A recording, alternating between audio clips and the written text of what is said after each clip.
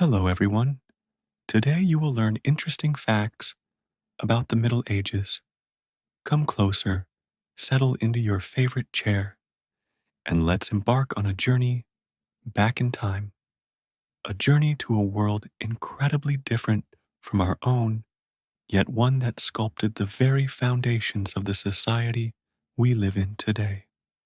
We are about to delve into the heart of the Middle Ages, an immense stretch of nearly 1,000 years, roughly from the twilight of the Roman Empire around 500 AD to the vibrant dawn of the Renaissance in the 15th century. For now, let's set aside the captivating legends of valiant knights and fire-breathing dragons.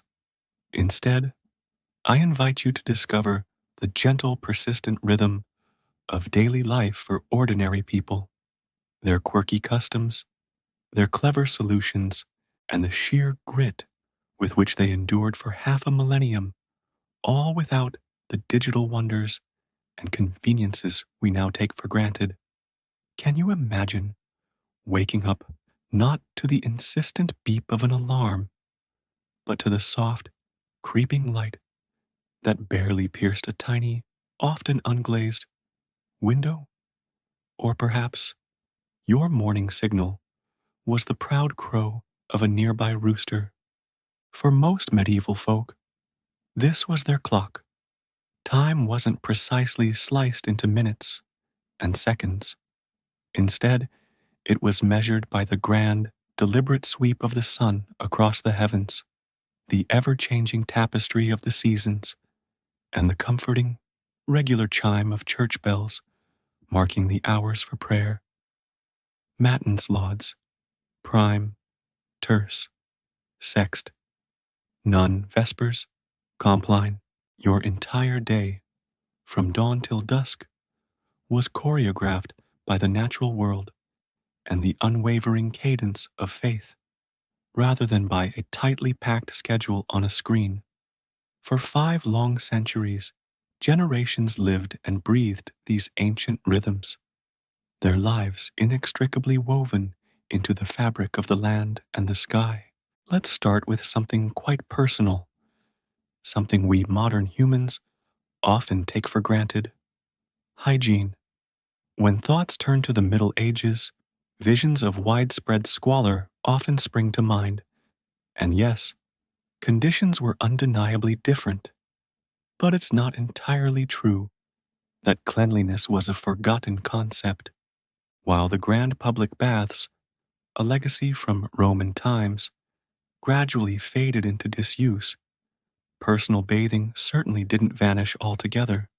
However, it was far less frequent and often a more communal affair than our solitary, quick showers. Picture a large wooden tub, often shared by the entire family, being hauled out and filled with water carefully heated over a crackling fire. Each person would then take their turn, typically starting with the patriarch of the household. The used water, after serving its purpose, would most likely be simply flung out, perhaps onto the muddy streets or into a convenient ditch. Soap, concocted from animal fat and ash, was definitely known, though it was probably a much harsher, simpler substance than the gentle formulas we use today. And speaking of things less savory, let's consider waste management. By our contemporary standards, it was quite peculiar. In the burgeoning towns and cities, some rudimentary sewage systems did exist, but more often, human waste was collected in simple cesspits, or indeed, just tossed into the streets, left to the mercy of the next rainfall to wash it away, or perhaps for foraging pigs to clean up. This, as you can imagine, contributed to a powerful, pervasive odor, and regrettably, the swift propagation of diseases. Latrines in castles and larger residences were typically simple chutes that emptied directly into a moat or a specially dug pit below. For the common villager, The nearest open field or a humble privy, a small, detached outhouse, served as the usual solution. The sheer logistical challenge of maintaining sanitation for growing populations without the marvels of flushing toilets or sophisticated plumbing meant that managing waste was a constant, if often unpleasant, facet of daily existence. They truly managed without our technology by embracing a more direct, less mediated relationship with the cycles of nature, including its less appealing aspects. Now, let's nourish ourselves and talk about food and drink. This, of course, was the absolute bedrock of survival, and it's truly fascinating to consider how they managed without refrigeration or the global supply chains we rely on today. Their diet was profoundly seasonal and strictly local. For the vast majority, it was a peasant's fare: dense bread, hearty pottage, a thick, nourishing stew of grains, vegetables, and perhaps a tiny morsel of meat or fish, cheese, and eggs. Meat was a luxury, primarily reserved for festive occasions or for the wealthier classes who could indulge in hunting or raising livestock. They became masters of food preservation, employing time-honored methods like smoking, salting, drying, and pickling. Grain, usually oats, barley, or rye, formed the core staple, meticulously ground into flour at the local mill, often powered by the tireless flow of water or the steady push of the wind. These were early, ingenious forms of mechanical power, showcasing remarkable inventiveness without complex machinery. Water, sadly, was frequently unsafe to drink due to pervasive contamination. As a result, people, even children, consumed vast quantities of ale or small beer, a weak fermented beverage that was actually safer than water because the brewing process effectively eliminated many harmful bacteria. This wasn't about seeking intoxication. It was purely about hydration and survival. For the nobility, rich wine was the beverage of choice. Can you envision a world where every meal, from the first light of morning to the last embers of night, was accompanied by a mildly alcoholic drink? It was a perfectly normal, indeed essential, part of their daily routine, a truly clever, low-tech answer to a widespread public health crisis. Clothing, too, was a matter of sheer practicality and available resources. Wool and linen were the workhorse fabrics. Cotton and silk were rare, exotic, and prohibitively expensive imports, reserved exclusively for the very wealthy. Clothes were simple, functional garments, tunic-like attire for men, and long flowing gowns for women, layered for warmth against the elements. They were built to last, meticulously mended time and again, and often lovingly passed down through generations. Dyes were painstakingly extracted from natural sources: plants, insects, minerals, resulting in a muted, earthy palette of browns, greens, and blues, with the occasional flash of brighter reds and purples, which were far more costly and thus a clear indicator of status. No fleeting, fast fashion here. Every piece of clothing was a significant investment, a tangible testament to the immense labor involved in hand spinning, weaving, and sewing. Housing eloquently reflected one's social standing. For the humble peasant, a home was typically a simple, single-room cottage, often shared intimately with livestock for precious warmth, featuring a practical thatched roof and walls constructed from wattle and daub, interwoven branches plastered liberally with mud and straw. A central hearth provided both heat and a cooking area, but without the benefit of a chimney. Dense smoke often filled the room before slowly, reluctantly, finding its way out through the roof or doorway. Imagine the constant, lingering scent of wood smoke and the complete absence of privacy. Furniture was utterly minimal: a basic table, a few sturdy benches, and perhaps a simple straw mattress spread on the floor. For the lord or lady, the castle offered considerably more: rooms, formidable stone walls, and rudimentary windows. Yet even these imposing structures could be surprisingly drafty dim and still lacked many of the basic comforts we now simply take for granted. Living without central heating or electricity meant an absolute reliance on the flickering glow of firelight and the natural insulating properties of thick walls and dense thatch. Work, for the vast majority, was relentlessly agricultural, its rhythms dictated entirely by the ancient cycles of planting and harvest. The overwhelming bulk of the population consisted of peasants, fundamentally tied to the land under the prevailing feudal system.